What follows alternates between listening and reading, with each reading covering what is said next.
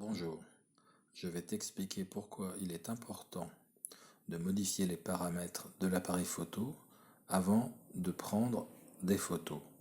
Tout cela dans le but de rendre ton travail sur Pronote.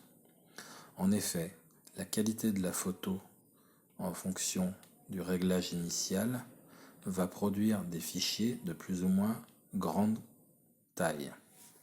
Donc si je sélectionne l'appareil photo, je me retrouve avec un travail que je dois rendre sur Pronote. Je vais utiliser le menu en haut à droite avec les trois petits traits, aller dans les paramètres. En fonction du modèle du téléphone et de la version d'Android, le menu sera peut-être différent, il faut juste chercher la qualité de l'image. Voilà, je trouve cela, qualité de l'image normale, donc je laisse ainsi et je prends la photo. Puis je retourne dans le menu et je retourne sur la qualité et je vais augmenter la définition de l'image. Je vais aller sur une qualité fine. Je reprends une deuxième photo.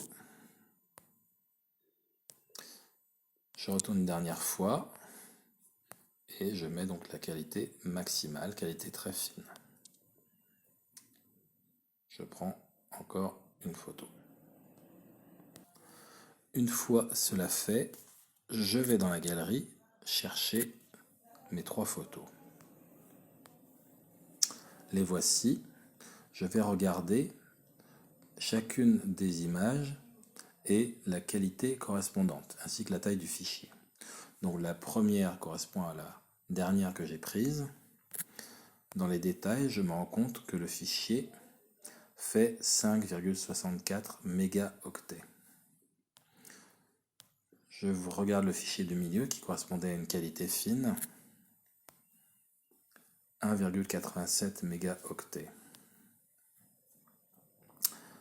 J'ouvre la troisième qui correspondait à la qualité normale et je suis à 1 mégaoctet. Ce qui veut dire qu'entre la qualité normale et la qualité très fine, il y a un rapport de 1 à 5 en taille de fichier. Il faut donc, lorsqu'on scanne des documents, choisir une définition bien différente de celle qu'on utilise pour prendre une photo, qui correspond à la qualité la plus basse. Ce qui permettra de remonter facilement le travail réalisé sur Pronote, sur Pronote, il y a une limitation de la taille de ces fichiers. Pour savoir comment faire cette remontée, une autre vidéo est déjà en ligne sur notre chaîne YouTube. Voilà, merci et bonne fin de journée.